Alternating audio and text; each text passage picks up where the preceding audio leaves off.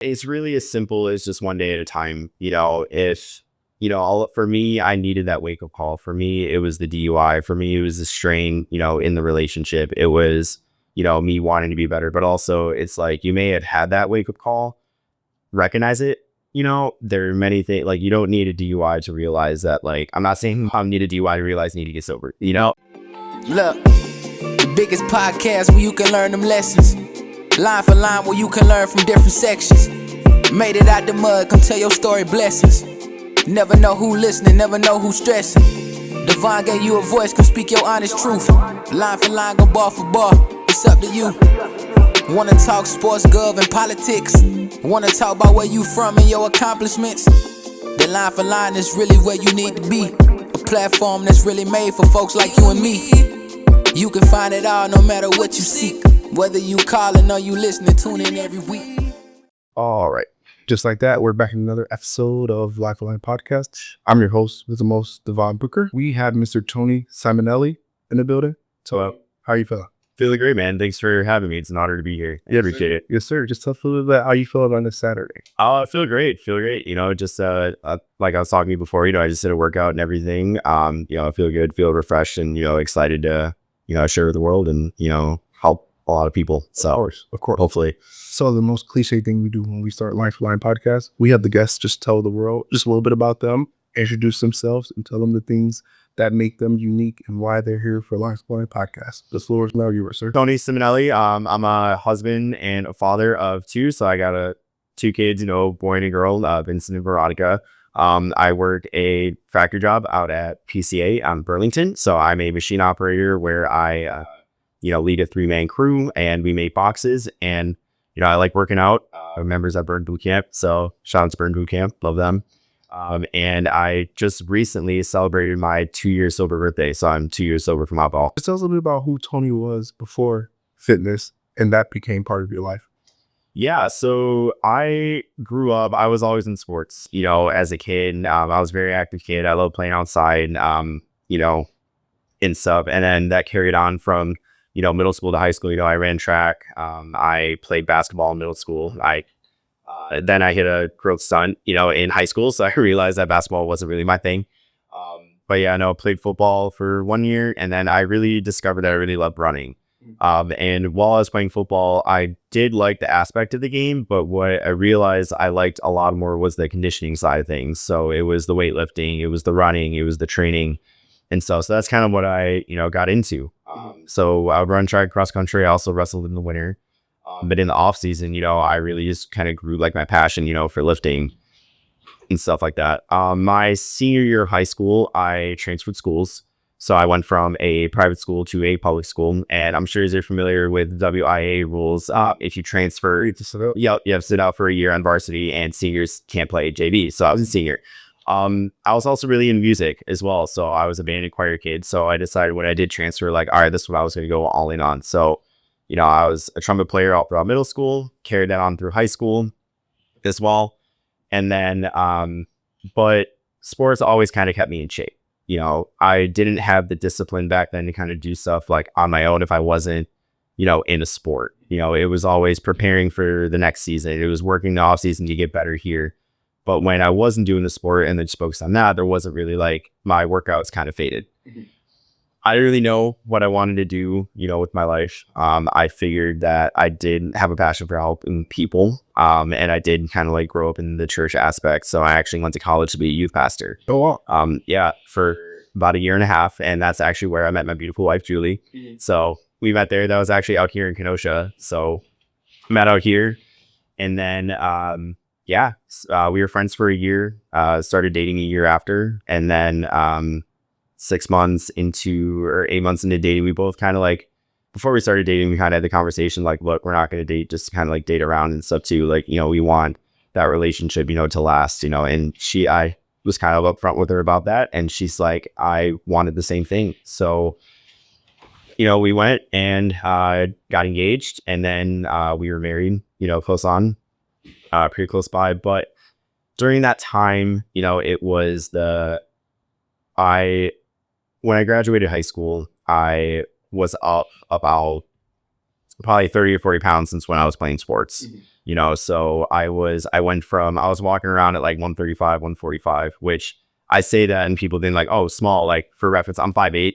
So, but I got all the way up to about like 175, 180, which again, when I tell people that, they're usually like, oh, like that's not that bad. But again, I'm 5'8", wasn't working out, when you gain that amount and stuff too, it's kind of unhealthy, for my height. Got to college, was there. And then, started getting in the habit of working out, before myself, not for a sport. I realized that, and this isn't not because of anything like in the church world or anything, like we're still go to church, we're still followers of Christ and everything. But I realized that being a pastor, wasn't necessarily for me as well. I didn't know the difference between being in ministry and helping people versus being a pastor. And so with that, I decided to step down and I'm like, okay, well, where can I help people at?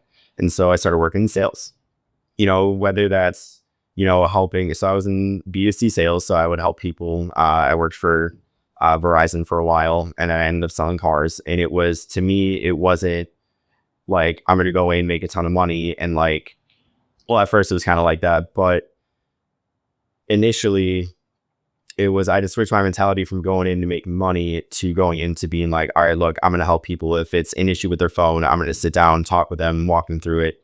And then if they buy a phone, great. But if they not, like, it's okay. And then it was the same thing with cars. But then, if someone came in and had an issue, I would help them out with that issue, at least point them to the right track. But then that ended up, referring a lot of people and stuff. So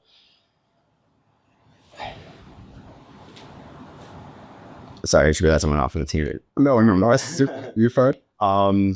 But yeah, kind of build my career that way. And then from car sales, I transitioned into tech sales because I was working 100% commission. I wanted to, be like, I wanted to have more stable like life and income, for my family and so as well. So I tried the corporate world as well. And even though I wasn't, but the mentality of helping and serving and having a servant's heart helped me be successful in that area. Unfortunately, I don't know if you're aware, but there was a lot of tech layoffs in the past, probably 3 to 4 years. And so unfortunately I was a part of that. But, I'm kind of sitting there, questioning kind of everything. And that's when, I kind of got into the drinking. Okay. That's when I started going out a lot more. That's when I started like, coping and, kind of like that Wolf of Wall Street mentality where it's like you're in sales, you're going, you got to party, like it's the party life. And it's like, okay, people do that. But then also at the same time, I was doing that while I was married with kids. So it obviously affected a lot. It put a strain on like my relationship. It put a strain on my family life and on, me as a parent. And it was hard. It was very hard. And then so that first layoff hit pretty hard. I ended up, like going out a lot more. And then I ended up also getting a job about 6 months later, but then I ended up losing that job again. Not because of the drink. Not because of the drink. Okay. No, it was because of the layoff as well. But that's when, after that first layoff, and, it was when I decided, and I was going out and I just decided, I'm like, you know what, I got to get sober. So that's what I did. Got another job, got laid off 6 months later. And then, I'm kind of just sitting there contemplating everything. And I'm like, God, like, why do you have me here? Why is this going on? Why is it like this? Like, what do I do? And so I figured that in that time frame, I was like, I went through phases where I would get really healthy and then get unhealthy and then get really healthy and then get unhealthy. And then there are also times where I would get sober and like stay sober for 45, 75 days. And then I would say like, oh, I can have one drink. And then the one drink ended up turning into 2. Or like, oh, I can go out once. And then instead of going out one night, I'm going out 4 nights in a row, So that kind of like spiraled. But I'm sitting there at this point, I was about 5 months into sobriety. And I'm like, like I just landed another job in tech. I wanted to stay in this industry. Like, what do I do? And like, why am I here? At that point, I figured, at that point, as I was sitting there, kind of hopeless, I really felt like God led me to where I'm at now, my job currently at PCA. And that was when, we are family friends with one of the higher ups there. And he kind of knew the situation that I was in. He's like, hey, if you come here, I have a job for you. And so I just like, and at that time I also had a job offer for another tech company. And at that time I decided, I was sitting there with two options, and I was like, all right, well, if I take this tech job, I'm going to go at risk of being laid off again for, it could be a year, it could be 2 years, but regardless, okay, I'm just going to have to go through this again.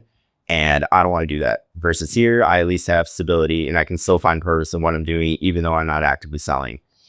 So I get there, right? And I start out as just a general laborer, right? Making 23, 24 bucks an hour. So I showed up and I said, you know what? I'm going to take my mentality that I had in sales. I'm going to put it into here. So I'm going to show up early. I'm going to work extra hard. I'm going to help the people around. My job as an assistant. I'm here to help the operator. Okay. Like I'm going to help the operator. So that's kind of what I did. 3 weeks in, my operator quits. And so I get moved up to operator, to operate that machine.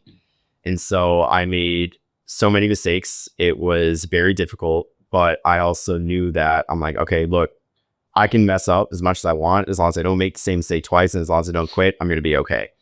And yeah, I pretty much just kind of took that and rode with it. So now, like, I was working third shift. I ended up moving up to second shift as well. And instead of having, just one person on there, we actually acquired a second person on there. So now, like, I just transitioned from just helping an operator out to operating the machine, to now to not just operating the machine, but also leading these people behind me as well, and showing them and helping them around them. So that was kind of me before. And then that's when things like definitely started getting better. I was over a year sober then. Like I said last week, I just hit my 2 years. And so with the fitness aspect, since starting, when I said earlier that I'd go up and down, so since like kind of starting sobriety, like I was walking around at like 185, 190, probably 30% body fat. Now, as of today, I'm walking around like 170 and 14% body fat. Just checked last week. How would you say your mindset shifted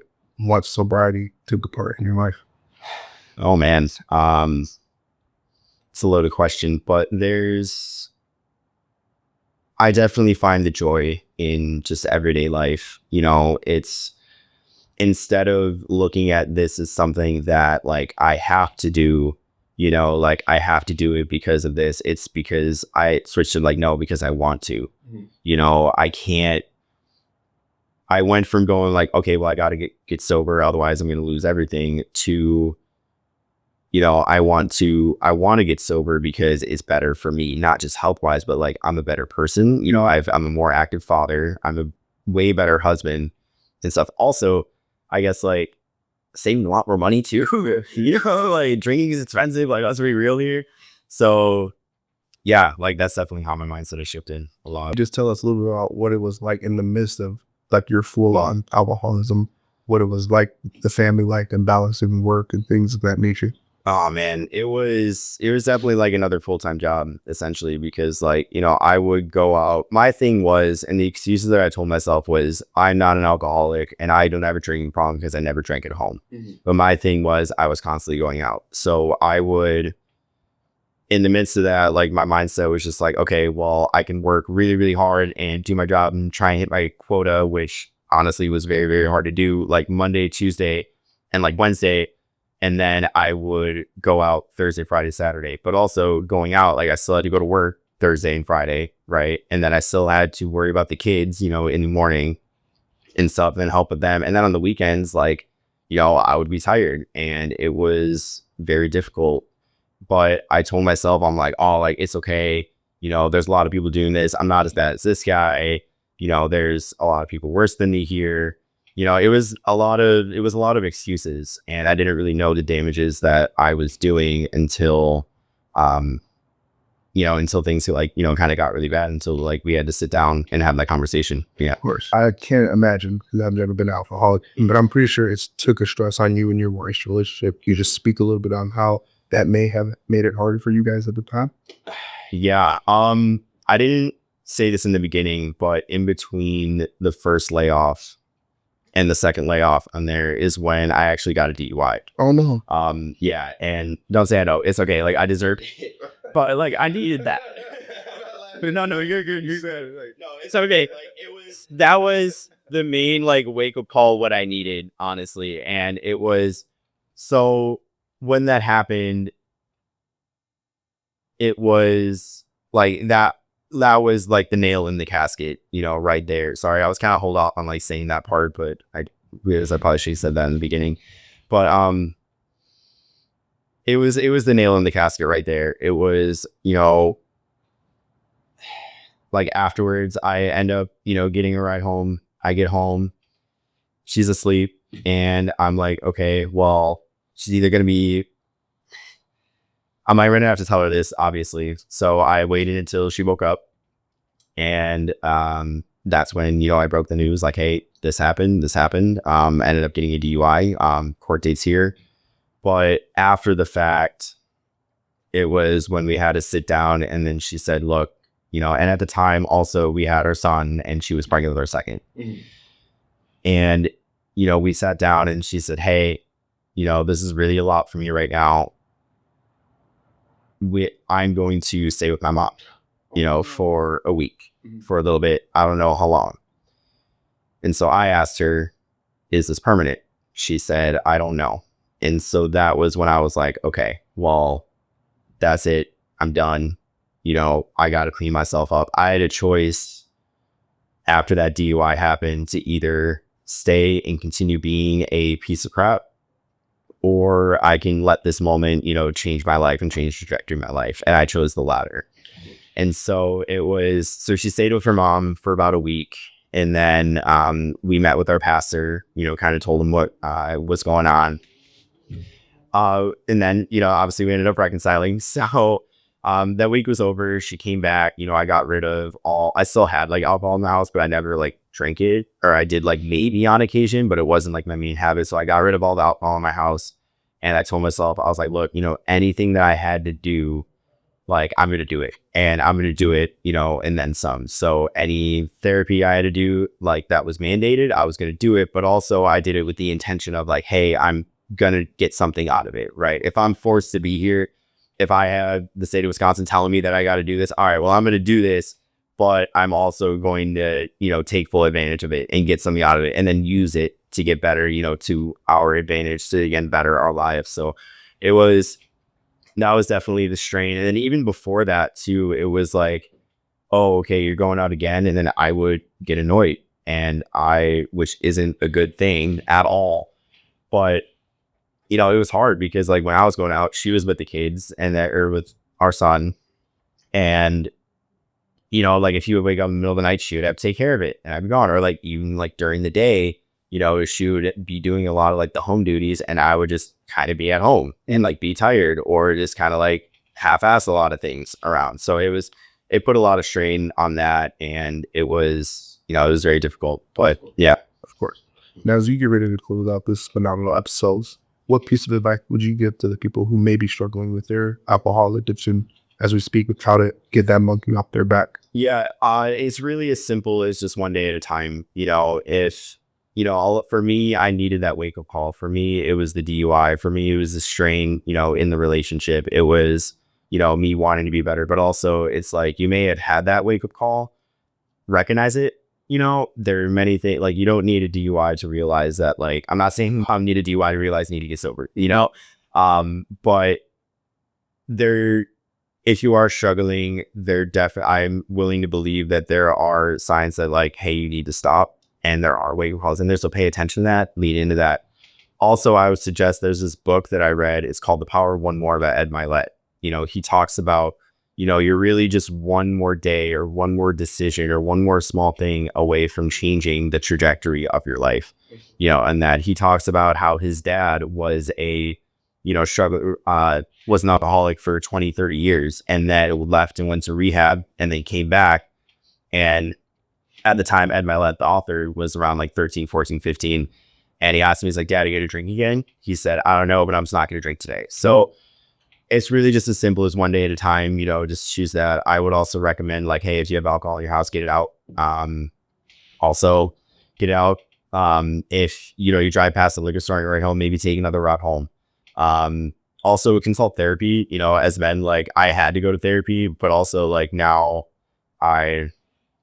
like I had to go to therapy, and I told myself I would take advantage of it, but also like after the fact, like still go, you know, you want to seek, you know, a therapist or a counselor. If you go to church, there's many other resources out there, you know, to help you with that.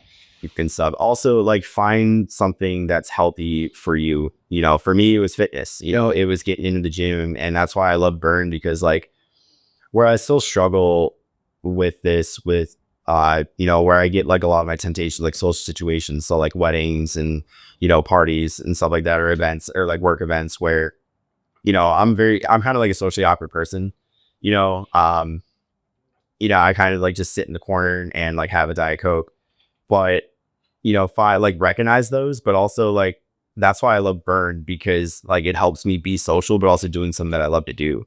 So, you know, getting to the aspect of, you know, getting into a gym, you know, find a trainer. Like if Burn's not your thing, if group fitness isn't your thing, find a trainer to work with, you know, get healthy, you know, start eating right as well. But yeah, that's what I would say.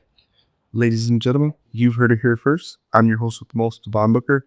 That was Mr. Tony Simonelli. Tony, we appreciate you having some time for us, sir. Appreciate you having me. You calling or you listening, tune in every week. Line for line. Oh yeah, I'm going line for line.